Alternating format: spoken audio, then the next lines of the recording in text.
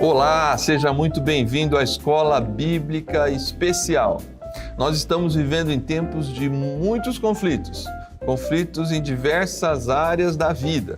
Você talvez esteja vivendo conflitos dentro da sua casa, mas nós estamos em tempos de conflitos políticos, conflitos sociais, conflitos inclusive internacionais, com uma guerra aí em andamento, e tudo isso afeta não somente a política mundial, afeta também a sua vida e a minha vida em diversos aspectos.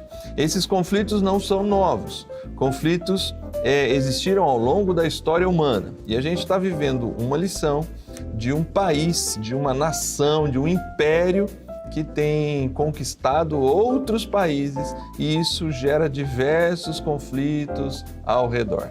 Essa lição da mensagem às nações do mundo vai falar sobre isso, e tem muito a falar para mim e para você da realidade de como Deus, soberano na história, controla e age em meio e até através desses conflitos. Esse é o nosso assunto e a gente vai conversar sobre isso daqui a pouco.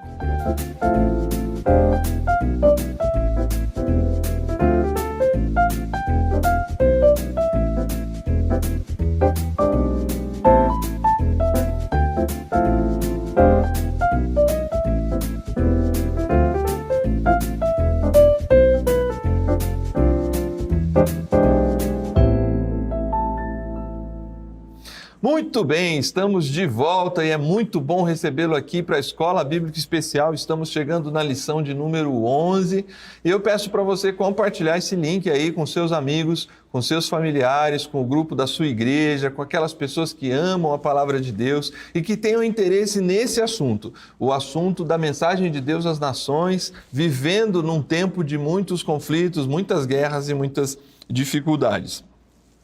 Para falar desse assunto, eu tenho aqui comigo o pastor Josias. Prazer recebê-lo novamente. Pastor Josias participou com a gente em algumas lições anteriores e agora a gente volta aqui para falar desse assunto da mensagem às nações do mundo. Além de Israel, Babilônia está conquistando e sendo também a mão do juízo de Deus para outras nações, né? Paz do Senhor, pastor. Paz, irmão, meu irmão, minha irmã que está em casa. Vamos estudar junto as profecias, né? Isso. Contra as nações. Vamos ver o que essa palavra de Deus tem a nos revelar, nos ajudar nos conflitos que nós temos hoje. De cara, porque obviamente, Jeremias é um profeta em Judá, em Jerusalém. Jeremias, ele é de linhagem sacerdotal. Jeremias, de alguma forma, deixa de lado essa profissão, esse ministério sacerdotal, e assume, chamado por Deus, o ministério profético. O foco principal é o povo de Deus, o povo judeu, e numa mensagem de arrependimento e, ao mesmo tempo, do juízo de Deus, não havendo arrependimento. Mas é interessante que esse profeta, tão localizado, preocupado, no caso, com aquela nação, nós aqui, preocupados com o nosso Brasil, com a nossa realidade, mas a gente vê esse olhar de Deus, por meio do profeta, também enviando mensagens para todas as nações ao redor que estão vivendo aquele mesmo contexto, né? Essas nações ao redor, na realidade, era o centro do mundo da época, Sim. né? Os olhos estavam ali. É bom a gente estudar essa sequência de mensagem, embora muitos irmãos, ao ler, ao se deparar na Bíblia, lê por ler, né? Fala assim, não, isso aqui foi no passado, foi para umas nações que eu nem conheço direito e passou. O que tem a ver com a gente hoje, né? Como que podemos ler essas profecias, essas mensagens de juízos e tirar algo para a gente hoje, né, dos conflitos que nós estamos vivendo. É bastante interessante a gente estudar essas profecias também para a gente entender como Deus é soberano sobre todas as coisas. A gente vai ver aqui que muitas dessas nações estavam bem, né? Enquanto Judá sofreu, Israel sofreu por um tempo, trazendo para os nossos dias de hoje aquelas interrogações que vêm em nossa cabeça quando a gente servindo a Deus, estamos com dificuldade, e aí você olha para os vizinhos e fala, parece que não servir a Deus é melhor, porque olha como esse pessoal está bem, né? Mas uma hora chega o julgamento de Deus, isso não está passando nada despercebido, né? E é o que a gente vai ver hoje nessa lição. Muito bem. Você que acompanha essa lição, ou que não tem a lição na mão, na verdade, o livro do profeta Jeremias vai tratar de mensagens de Deus a 9 nações do mundo. Mensagens de juízo a 9 nações do mundo, dos capítulos 46 ao 51. Nessa lição, nós vamos tratar da mensagem para 8 dessas nações, deixando uma para a próxima lição, que é justamente o Império Babilônico, né? E aqui a gente vai tratar dessas 8 nações nos capítulos de 46 a 49. Vamos então começar com as primeiras 2 nações apresentadas aqui na primeira questão. Ali em Jeremias 46, alguns versos, comentar sobre a mensagem do profeta Jeremias contra as nações do Egito e da Filistia. Que mensagem Deus deixou ao seu povo nesse contexto aqui para essas 2 nações? Bom, eu acho que antes de tudo vale a pena a gente colocar o pano de fundo para essas mudanças todas, porque o mundo está em ebulição na época de Jeremias. O cenário internacional está mudando. Até então era a Síria que era a nação soberana, que tinha mais poder. Esse império está caindo e agora há uma luta para ver quem assume a proeminência. O Egito, que muito tempos atrás já foi também a grande potência mundial, agora ele está lutando aqui com a Babilônia para ver quem vai ser esse grande player internacional que vai dar as cartas no mundo inteiro. O Egito, então, ele vai entrar em guerra, em disputa com a Babilônia para esse primeiro lugar.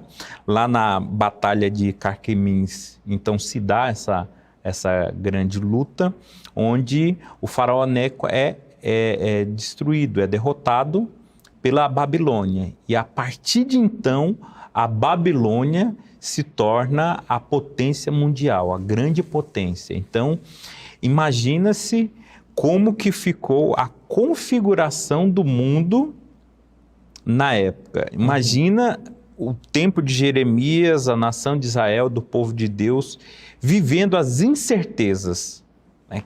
Tanto que a gente vai ver muito no livro de Jeremias, eles nessa dúvida, aí é melhor ficar do lado do Egito, ou é melhor ficar do lado da Babilônia? Exatamente. Se a gente aposta no errado, né, como que fica? Imagina o sentimento, né? É comum, hoje se fala aí de um grande reset internacional que está para acontecer. Vai que acontece isso. Imagina as nossas preocupações, né?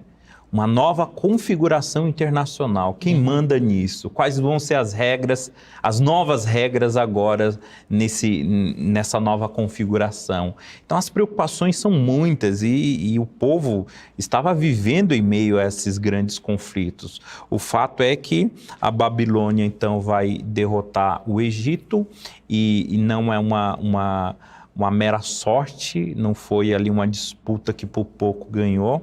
A palavra de Deus, pela profecia de Jeremias, da parte de Deus para o Egito, vai demonstrar que a vitória da Babilônia ou a queda do Egito é algo deliberadamente da parte de Deus. Deus disse, eu vou destruir por causa do orgulho, né?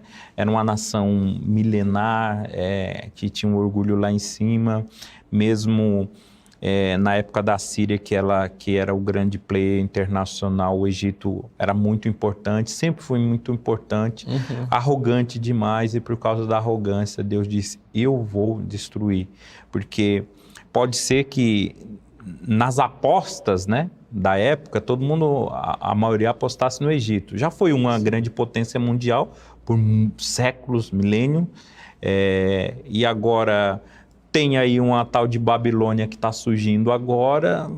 vou apostar no Egito, que já foi grande um dia. Os falsos profetas, inclusive, direcionavam que o povo deveria se apoiar, os governantes deviam se apoiar no Egito. Né? Isso, e o próprio Deus vai falar, ó, não se apoie no Egito, porque é como se fosse um bambu quebrado, cheio de farpa, você vai se apoiar nisso aí, vai se ferir, né? Deus fala, ele fala assim, olha, eu vou destruir o Egito por causa da sua arrogância. Então, mais uma vez, a mensagem de Jeremias indo contra o que parecia lógico, né? Isso também contribuiu para que ele não fosse ouvido também, né? Se ele tivesse falado do Egito, talvez muitos ali iam apoiar, né, a causa dele, mas não aconteceu. E o fato é que Deus ele acaba, então, de maneira deliberada, destruindo o Egito. Fala assim, é eu que vou destruir. Ele usa a Babilônia para isso, mostrando que Deus está no controle de todas as coisas.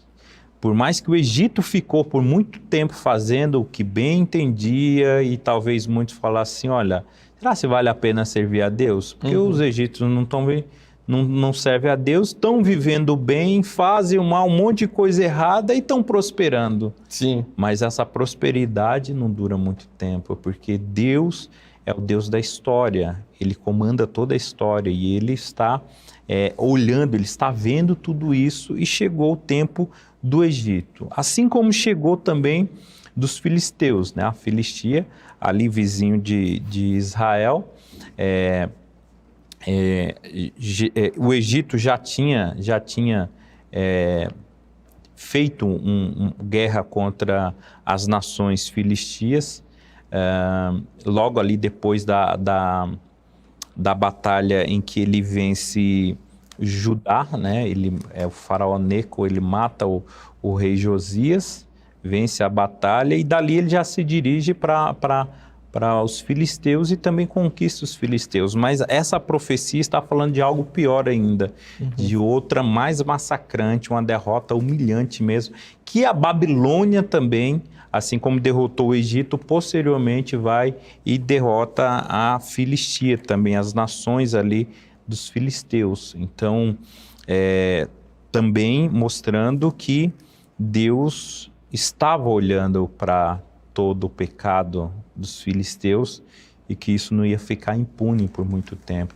E chega o momento da Filistia também, dos filisteus, e eles são, então, punidos ou castigados por intermédio da Babilônia.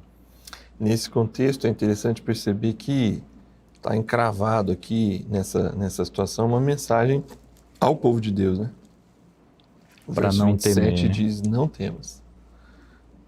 Não temas, pois, servo meu, Jacó, não te espantes, ó Israel, porque eis que te livrarei mesmo de longe a tua semente da terra do seu cativeiro, e Jacó voltará e descansará, e sossegará, e não haverá quem o atemorize. De alguma forma, a mim me parece que essa mensagem está assim, não importa o Egito e a Babilônia. Por um lado importa, porque Deus está falando o que está acontecendo ali, ó, vai ser julgado aqui pela sua arrogância. Babilônia vai conquistar vocês e vai também pegar. Babilônia, na verdade, vai ser a mão do juízo de Deus para todas essas nações. Isto para a gente, né? Para o pessoal que está junto com a gente. Esses conflitos internacionais todos que a gente vive hoje, de alguma forma, a mensagem se renova, né? A gente não pode ser refém do medo. Diante dessas circunstâncias, das crises lá nos Estados Unidos, da questão da Rússia e da Ucrânia, das questões que estão acontecendo ali na Itália ou lá no Japão, todas essas crises que estão colocadas no mundo, a China, o quanto a China pode virar essa grande potência para esse terceiro milênio, né? Todos os produtos que a gente consome hoje, de alguma forma, passam por aquela região. Enfim, não precisa temer. Deus está no controle, né?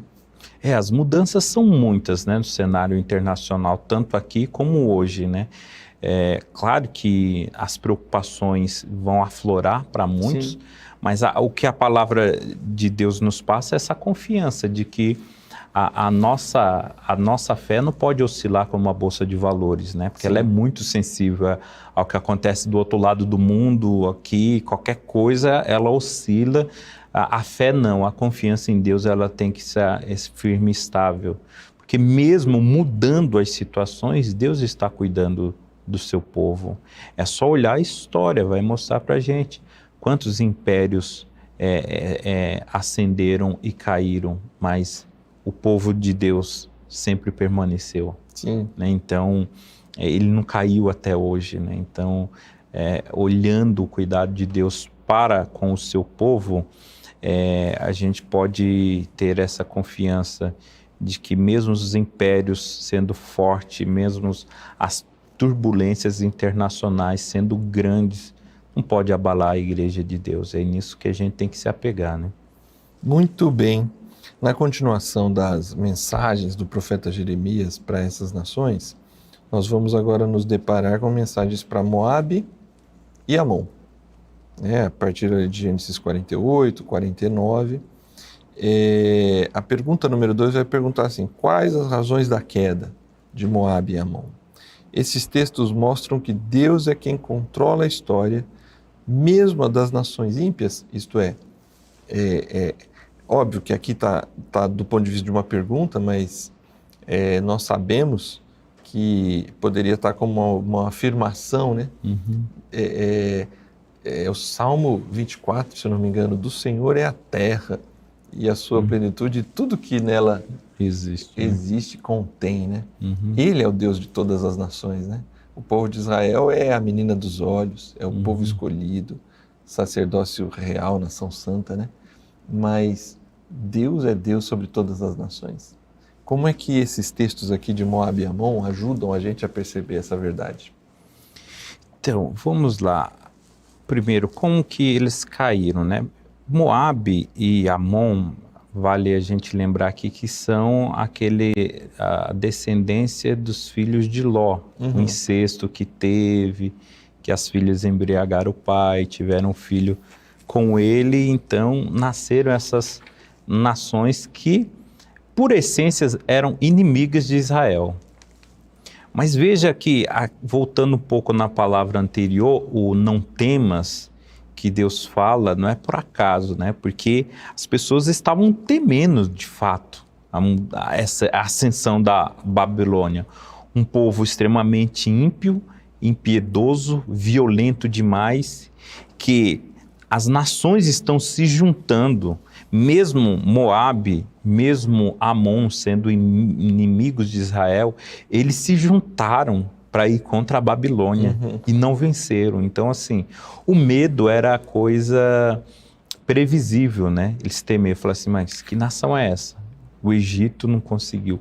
A nação que derrubou o Império Assírio, que era o grande player internacional. Depois, o Egito, que era o segundo. E agora outras nações se juntam e não conseguem. Então, assim, o medo era muito grande, por isso que Deus dá aquela acalmada, né? Não temas, para que eles não tenham medo, para mostrar que Deus, ele está no controle de tudo. Deus, ele também decide, né? Capturar, como nas palavras do profeta lá no 48, versículo 7, que é por causa da arrogância desse povo. Eles eram muito arrogantes, eles confiavam nas riquezas deles, eram um povo que tinha muitas posses, muito ricos, achavam que não dependia de ninguém, de nada e ninguém, e por causa dessa confiança em bens, dessa arrogância que eles tinham, é que Deus vai abater, né? Como a palavra em outro lugar fala que Deus sempre vai abater os soberbos, né? A soberba sempre é abatida por Deus em algum momento. Por mais que eles duraram um período, mas chega a hora do julgamento. Então, a soberba, o orgulho, nada disso é viável, né? Para quem entende o Deus verdadeiro, a gente tem que entender que essas coisas são contrárias à verdade, ao Deus verdadeiro, e uma hora vai ter a punição, ninguém pode lançar mão disso. E quando a gente vê tanto Moabe e Amon caindo, fica para a gente esse ensinamento de que Deus está no controle de tudo, de todas as nações é dele, embora a soberba está muito ligado a eles roubarem a glória de Deus, no sentido assim, olha, a gente não precisa de ninguém, de Deus nenhum, porque nós temos a riqueza. Mas a riqueza é de Deus, a riqueza vem de Deus, como você disse, tudo que há no planeta é de Deus. E quando alguém pega disso para si, né, é mesmo que roubar a glória de Deus. Não, eu não preciso orar porque eu sou muito rico, eu tenho um bom convênio. Tudo isso é maneira de roubar a glória de Deus, né? De não depositar a confiança nele e depender de Deus. E particularmente essas duas nações, elas eram muito soberbas, muito arrogantes, e Deus então decide usar a Babilônia para puni-los, de maneira que não houvesse aí como unir os fugitivos, né? Uma derrota tão acachapante que eles iam se espalhar de uma maneira tão grande que não daria para reunir mais o exército deles. Muito bem. Aí, as outras duas nações, estamos chegando a 6 nações aqui, vai apresentar juízos às nações de Edom e Damasco. Nações, historicamente, e aqui nesse contexto, com um certo poderio bélico, de estrutura, né, dos seus exércitos, mas parece que não são invencíveis, né? E eu acho que esse tema da arrogância e da soberba, ele vai se repetindo, né? Como Deus está julgando a arrogância e a soberba dessas nações vizinhas ali, todas elas. Israel tem lá seus motivos específicos do cativeiro pelo rompimento com os termos da aliança. Mas Deus se afasta do arrogante, né? Deus não está no meio dos arrogantes, e essas nações também serão julgadas, né? Todas elas ali vão passar pelo julgamento. Então agora a gente chega a Edom e Damasco. O que o texto nos apresenta sobre essas duas nações? Bom, lembrando também que Edom tem um parentesco com Israel, né? Que se Amon e Moabe são descendência de Ló, sobrinho de Abraão, Edom é de Esaú, filho de Abraão, o irmão de Jacó. Sim. Né? Ele, por ter vendido lá a primogenitura por um prato de lentilha que tinha cor vermelha, apelidaram ele de vermelho, que é Edom, né? Aí então nasce a descendência dele, os edomitas, que tinham um orgulho acima da média, muito acima da média, tanto que o profeta Ezequiel, ele vai, para falar do orgulho de Satanás, ele vai pegar Edom como exemplo. Sim. Você que habita num lugar inacessível, intransponível, você que se orgulha, né? Então, na profecia de Ezequiel, dá para a gente ver quão essa nação era orgulhosa, né? Porque era inconquistável, um local estratégico muito favorável a ele, ninguém tinha ainda derrotado, entrado na capital, e aí os babilônios eram uma força bélica muito especial, e eles conseguem então destruir Edom por causa da sua arrogância também. E Damasco é a profecia mais curta que nós temos aqui, mas ela nos ensina muito, né, como Deus ele pune o pecado, como ele não compactua com o pecado, como Deus está olhando, talvez dessas nações aqui, ela e Elão, seja as mais desconhecidas nesse sentido, mas até lá Deus está olhando. Então isso nos ensina que Deus ele está olhando para todo o globo terrestre, para cada nação, para cada pessoa. Ninguém vai passar impune por ser mais proeminente ou menos, por ser mais, ter mais visibilidade ou não. Deus, ele chega um momento em que ele então acaba levando a cabo o seu julgamento, né? Então a profecia de Jeremias colocar pânico, né, de todo mundo, ao ouvir, né, a aproximação do exército babilônico, porque Jeremias já tinha falado, né, ó, vocês não vão escapar, os babilônios vão vir também. E lembrando aqui que a Babilônia está fazendo a coleção, né? Sim. Então, Egito, colando as figurinhas no álbum. Egito, né? Filistéia, Amon, Moabe, né? Edom, Damasco. Então, Deus usando como chicote mesmo, né? Para as nações, para mostrar que Ele que comanda tudo, né? Se não for a vontade de Deus, né? Não tem como prosperar fora dela, né? Uma hora, pode até um período, né? Mas chega um momento que Deus mostra que Ele que manda nas coisas. Então, o ensinamento que fica para a gente é que a gente não pode confiar em nada a não ser Deus, né? Não confia no dinheiro se tem bastante dinheiro, não confie na saúde, né? Porque tem bastante, não, eu tenho saúde, eu trabalho, eu conquisto, eu me viro e tal. Às vezes a gente tem muito disso, né? Uma arrogância, um orgulhozinho que acaba virando idolatria, né? E Deus acaba punindo esse tipo de pecado.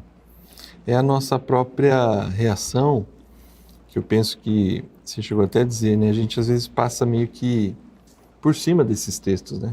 Às vezes, mesmo aqueles que fazem leitura anual da Bíblia, chega nesse tipo de profecia, quase que pula, né?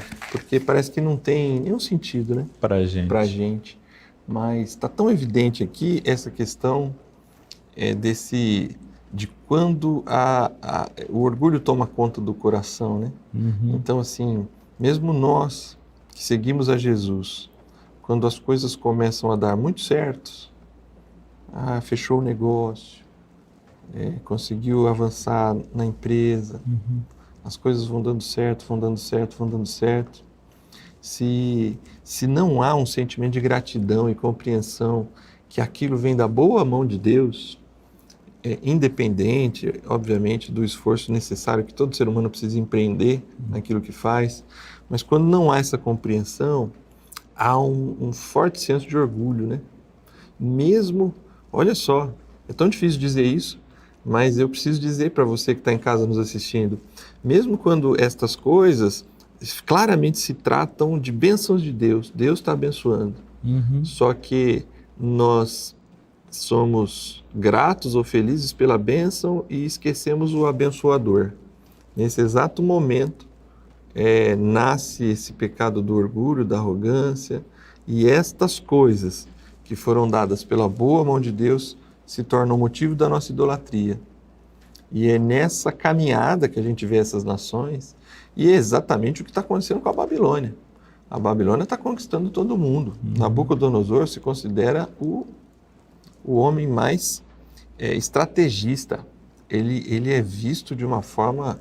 Ele é todo especial, né? Na forma como ele está conduzindo a gestão dessas nações, a maneira como está invadindo.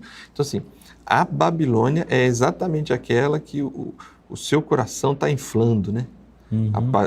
Pelo seu poder, pela sua capacidade de dominar toda aquela estrutura geopolítica. E é exatamente essa nação, que a gente não vai tratar dela nessa lição especificamente, que logo também virá o seu julgamento. E é o que acontece no meu e no seu coração quando a gente se deixa levar pelas boas coisas. O problema não é receber as boas coisas, o problema é como a gente lida com isso, né, no nosso coração. Perde a referência de que aquilo é a boa vontade de Deus. Se esquece que essas coisas não são confiáveis.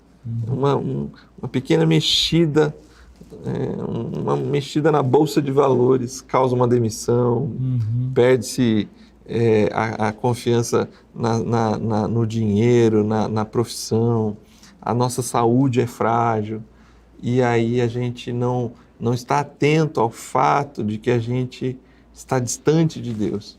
E aí essas nações são uma amostra muito grande desse cenário, né? A arrogância, ela vai afastar a gente de Deus. Roubar a glória de Deus é muito complicado, né? Isso, em tese, é isso, né?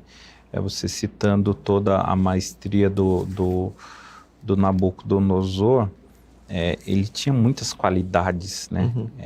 Na sua gestão de negócio, tanto que pouca gente ouviu falar do pai dele, Nabopolassar, que era também grande, mas o filho superou de tal maneira que a gente só conhece Parece o filho. que é tudo o Nabucodonosor. Isso, mas assim, o pai dele, mas ele foi extraordinário, né, nessa questão bélica, estratégica, e eu acho que o difícil é isso, né, quando a gente começa a confundir muito com nossas habilidades, né. Minha empresa tá bem sucedida porque eu tô ali em cima, né, eu consigo gerir todos os recursos certinho e tal, e tá indo. A gente acaba confundindo, né, isso com as nossas habilidades. Aí para o orgulho entrar em nosso coração é fácil demais. E aí a gente então acaba roubando a glória. Pode ser que o primeiro passo seja esse que você fala, reconheça a bênção de Deus, mas não o Deus da bênção. Mas quando o orgulho ele começa a avançar no coração, o próximo passo é reconhecer, mas nem a bênção de Deus, tipo, a bênção é minha, o mérito é meu, foi eu que trabalhei, foi eu que fiz, foi eu que conquistei. E aí chega num nível de orgulho que Deus abate mesmo deliberadamente, né? Não é nem só consequência dos nossos erros, mas é uma deliberação de Deus dizer, olha, baixa a bola agora porque você foi longe demais, né? É isso. Aí a gente tem mais esse grupo aqui de duas nações, Arábia e Elão. Na pergunta de número 4. O que estas histórias revelam sobre o verdadeiro rei de toda a terra? E qual foi a sorte dessas duas nações, Arábia e Elão? Então, Elão a Arábia, né? São os povos arábicos, né? Que também tem uma relação com Abraão. Você vê, um era do sobrinho Ló, né? O outro era do próprio filho dele. E essa também, né? Os povos arábicos vêm ali de Ismael. Né? De Ismael. Só que eles também tinham o seu orgulho, mesmo não sendo potência, não tendo, mas o orgulho deles era o quê? Que eles eram nômades, povos que não tinham um lugar fixo, eles viviam no deserto, né? Eles andavam. Então, assim, primeiro que não tinha um motivo aparente para qualquer rei, para qualquer nação dizer assim, ó, vamos até o deserto e vamos destruir aquele povo ali. Porque eles não tinham cidades fortificadas, não tinham lugares fixos, né? Então, vai conquistar o quê, né? Só que a Babilônia é muito diferente. Como você falou, o Nabucodonosor gostava de fazer coleção, né? De figurinha ali. E eles se gabavam muito em destruir nações a ponto de não deixar o lugar, né? Então, eles não tinham um lugar em si, mas tinha nação e eram arrogantes por isso, porque assim, ó, ninguém invadiu, ninguém conquistou a gente por causa desse motivo. Então, vai continuar assim, a gente vai viver a vida, nossa aqui, sem depender de ninguém, não colocava confiança em Deus, a proteção, não esperava a proteção de Deus, porque achava que poderiam se proteger, e aí, em um dado momento, chega alguém que gosta muito da guerra e vai lá somente para derrotá-los. Não é assim, olha, vamos tomar e a gente vai ficar com os seus territórios, porque era deserto, né? Quem quer deserto, né? Ele vai lá simplesmente para derrotar mesmo, vou dizer assim, olha, não há quem fique na nossa frente, a gente pode derrotar qualquer um. Então, a Arábia, os povos arábicos são derrotados mais por esse motivo, né? Simplesmente pelo fato da vitória na guerra em si, sem pensar em territórios, que era o normal, né? Até hoje, né? Vai ver a Rússia querendo as terras da Ucrânia, né?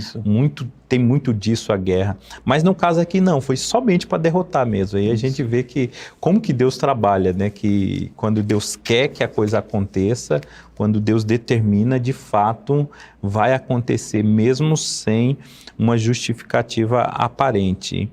E Elão foi um um povo também muito importante da época. Esses já eram vizinhos da Babilônia, né?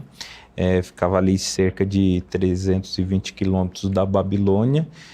Um povo muito antigo, um povo muito considerado, um povo famoso, né, pela habilidade que eles tinham com arco e flecha, né? Então, os elamitas eram esses que eram referência no mundo, mesmo em arco e flecha, né? Então, o mundo daquela época, se fala assim, em bons atiradores de arco e flecha se encontra em Elão.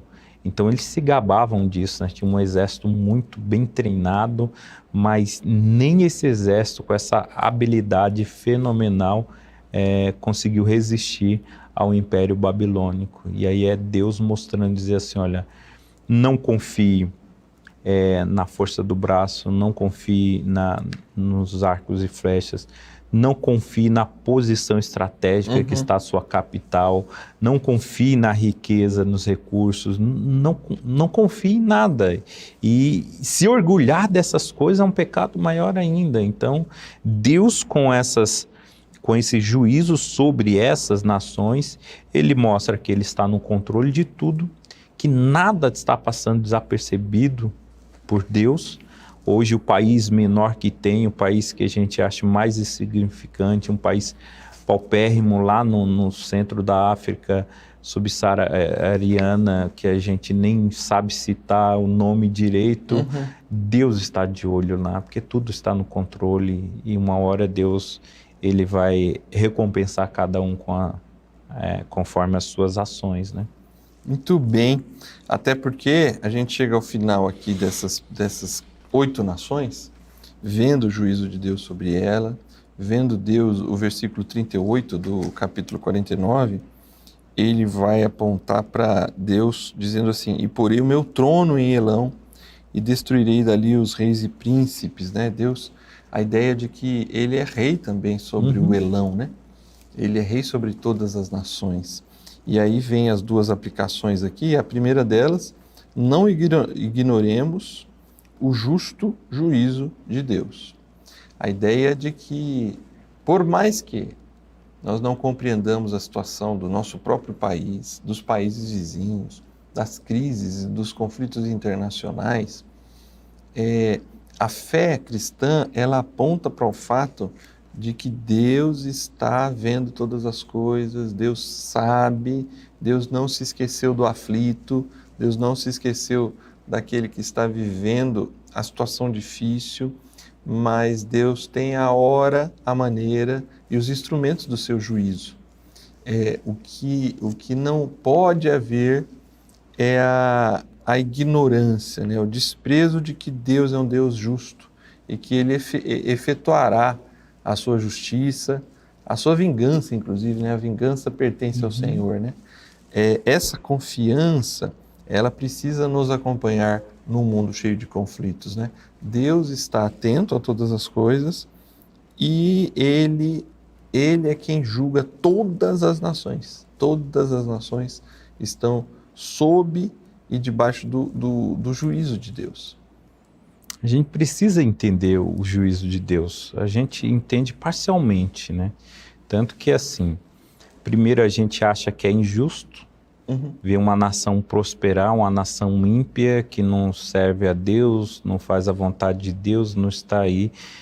Na realidade, é contra Deus, os princípios de Deus, e acaba prosperando. Assim, Deus é injusto. Né? Deus é injusto. A gente não consegue enxergar a justiça de Deus como que estão prosperando e a gente aqui tentando fazer a coisa certa, a gente está numa situação difícil. Só que quando Deus pune, a gente acha também horrível, né, essa punição. Tivemos aí muitas guerras no mundo, né? As 2 últimas guerras mundiais, todo mundo ficou horrorizado. Onde está Deus, né? Cadê Deus nessa história que não está vendo? Mas se ele está usando aquilo ali para julgar, né? Então, assim, primeiro a gente, quando não é punido, a gente acha que Deus não é justo. Quando ele pune, também a gente acha que não é justo. Vê como que é falho, né, nosso entendimento. Sim. É por isso que lá no Novo Testamento vai dizer somente na redenção, quando nós formos redimidos, transformados, que a multidão dos salvos vão olhar para Deus e dizer: justos são os teus juízos. Porque lá a gente vai entender de fato. Hoje aqui a gente se debate, né? Sempre olhando para a justiça de Deus, ou está a menos do que devia, Deus devia castigar e tal. Mas quando Deus age com juízo, a gente fala: que coisa horrível foi essa, né, que aconteceu. A gente olha exemplos lá de Canaã, né, quando aqueles povos extremamente idólatras, fazendo sacrifício de criança, um tanto de coisa horrível e tal. Alguns poderiam olhar na época e dizer assim: mas e não tem justiça para isso, né? Vai viver dessa forma? Só que quando Deus faz a justiça, fala para Israel, né, na época usando Israel, diz assim, vai lá e mata, não sobra nem bebê, nem mulher grávida, nem velhinho, criança, todo mundo. Aí a gente fica meio horrorizado, né? Fala: rapaz, que é isso? É o juízo de Deus que a gente não entende plenamente, mas um dia a gente vai entender. E para a gente não pode ignorar que existe o juízo. Apesar desse Deus ser amor, ser clemente, misericordioso, dar tanta chance, mas haverá sim o momento do juízo. Então nada foge do conhecimento de Deus. Todos os pecados das nações, das pessoas individual, elas estão sendo contabilizadas. Deus está olhando e a gente não pode ignorar isso. Dizendo: eu vou também me desviar do caminho porque eu estou vendo fulano ali está fazendo tudo errado e está certo com ele. Não vai por esse caminho não, que não dá certo, né? Muito bem. A lição fala então para não ignorar o juízo de Deus, o justo juízo de Deus, e também fala para não desprezarmos a grande graça de Deus. Na pergunta, inclusive, diz assim: por mais que Deus execute juízo, é possível encontrar gotas de sua graça nos relatos estudados nesta lição. É uma outra parte que foge, mesmo quando a gente lê. Imagina quando a gente pula, né, esse tipo de texto aqui. Mas parece meio que solto ali, tem sempre um verso de esperança, né?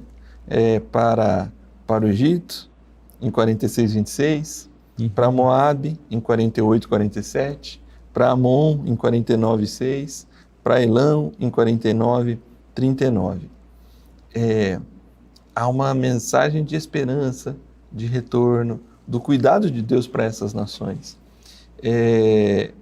Esse é um apontamento importante, né? Mantém em equilíbrio esse juízo, o justo juízo de Deus e a sua abundante graça, né? Porque essas nações, elas não fazem parte dos termos da aliança. Os termos da aliança são dados ali para Israel. Mas o Jeremias é um que vai dizer do coração de carne. Isaías vai dizer das outras nações: aqueles que não me procuravam serão meu povo, né? Oséias vai falar sobre isso, né? A ideia de que, e aí eu acho que retoma nesses poucos versículos das gotas de graça de Deus, nesses versos, retomam o grande fio condutor da metanarrativa da Sagrada Escritura, né? Da história que Deus está contando, construindo e exercendo soberania sobre ela, né? Existe no coração de Deus, inclusive no chamado de Israel, no chamado da igreja, esse olhar para as outras nações, né? Um olhar para ser bênção, para salvar as outras nações, para incluir essas outras nações no grande povo de Deus, né? São versos ali meio que soltos dentro do julgamento, mas tem ali uma palavra de esperança para essas nações. Mas até para eles tem graça, né? Imagina que a gente falou da agressividade, de toda a violência e impiedade da Babilônia, mas saber que no céu um dia a gente vai ter Babilônia, os irmãos nossos, né? Uma única nação, né? Por isso que a gente tem que olhar com o olhar de Deus, né, para essas coisas. Porque se a gente não olhar, e principalmente as decisões que a gente julga ser fácil demais tomar, que são as mais complicadas, né? Que a gente olha com o olhar físico e não o espiritual. Por exemplo, você perguntar para qualquer cristão agora, e falar assim, na guerra entre judeus e palestinos, você apoia quem? Uhum. Os judeus, cara, porque... Tá, mas e se tem um irmão palestino, cristão? Você fica com um cristão palestino ou com um judeu, né? Se ele só for judeu mesmo, mas não for crente em Cristo Jesus. Isso. Né? Então, Deus, ele tem os seus de todas as nações, tribos, línguas, ele vai escolher. Então, a graça dele está sobre todos, né? Por isso que Paulo... no capítulo 1 de Romanos vai dizer que todos os gentios, né, necessitam do evangelho, mas no segundo ele vai dizer que os judeus necessitam do evangelho, porque todos pecaram, todos foram destituídos na condição de pecado. Não estou falando de graus de pecado, né, mas a condição é a mesma para todo mundo. Todos estão destituídos da glória de Deus, porque estão em pecados. Então, a gente pode olhar para essas nações e ver também o agir de Deus nela, o mesmo que o nosso. Porque da mesma forma que a gente está na condição de pecado, essas outras nações estão também na mesma condição de pecado. O que vai variar o grau ali, a intensidade do pecado de cada um ou de cada nação. Mas na condição são todos esses. Por isso que a graça de Deus, ela tem que ser exaltada, a maravilhosa graça que alcança a todos, né, até eles. E aí, assim, o incrível de tudo é ver como que Deus está pegando de todos para fazer um só povo. Isso. E aí você vê um ninivita andando junto com um babilônio que destruíram um dia o seu império.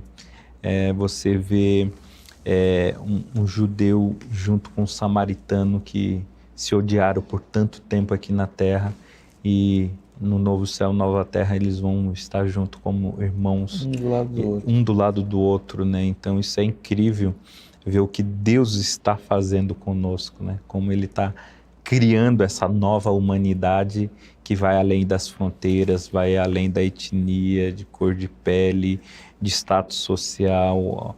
A igreja de Cristo que Deus está construindo é um povo fantástico, né? Muito bem, obrigado, pastor Josias, por estar com a gente aqui em mais esse estudo. Privilégio recebê-lo aqui. Vamos fazer a nossa oração final aqui, agradecendo a Deus por tudo isso que a gente estudou hoje, pensando inclusive como começamos lá, né?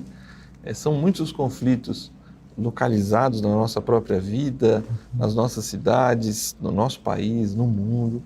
Mas uma lição como essa, por incrível que pareça, falando de países que, talvez aqui o nome que a gente conhece é Egito.